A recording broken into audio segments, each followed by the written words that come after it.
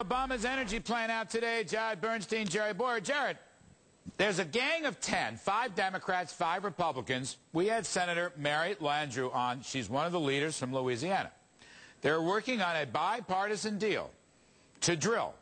Offshore, some shale, no ANWR. Let me say this. Now, hang on. I want to ask the question. Okay. Obama says he's post-partisan. He can reach across the aisle. Why isn't he part of this? These are moderate Democrats and moderate Republicans going for a moderate solution which can help things in the shorter term. Why isn't he part of this if he's post-partisan? Obama made the point today that there are 68 million acres with which the oil companies have on public lands that they could be drilling on if they wanted to. Is there any oil on them? We don't know. They should either drill there or get off of them. What the oil companies are doing are making a bold-faced rush to get this Republican administration to turn over the rest of the lands that are under moratorium so they can drill. The fact is they've got tons of land to drill already. I think it's great that Obama's taking a firm stand on this. It won't make any difference to price in the long run. His rebate plan is the most important thing if you're talking about short-term consumer relief. Rebates produce gasoline. Go ahead, Jerry.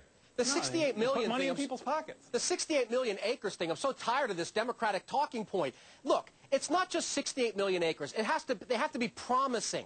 There has to be geological evidence of oil there. So there's no geological evidence on 68 million acres? That's wrong, Jerry. In sufficiently large quantities that it's economical. And that's what they don't have. And you also have to have an environmental regulatory system that doesn't make them go through so many hoops that they end up spending tens of millions of dollars before they find out there's not enough oil there. Let the oil companies decide where to drill, not Congress. Okay, you don't know geology. They don't know geology. Obama doesn't know geology. Let them decide. So if you end the moratorium tomorrow, at what point do we begin to see oil from these great wells you're talking about? Depends. How many years? No, it doesn't depend. Would you like me to answer your question, or is it rhetorical? Not with it depends. Give me a number. It depends on whether you're going to streamline the permitting process. If you have the same monstrosity of regulation you have now, it'll be set. Let me finish my answer, please. Optimal setting. If you have the same monstrosity regulatory apparatus you have now, it'll take them 7 years. But if you say, we're going to fast-track permitting, we're going to fast-track environmental regulations,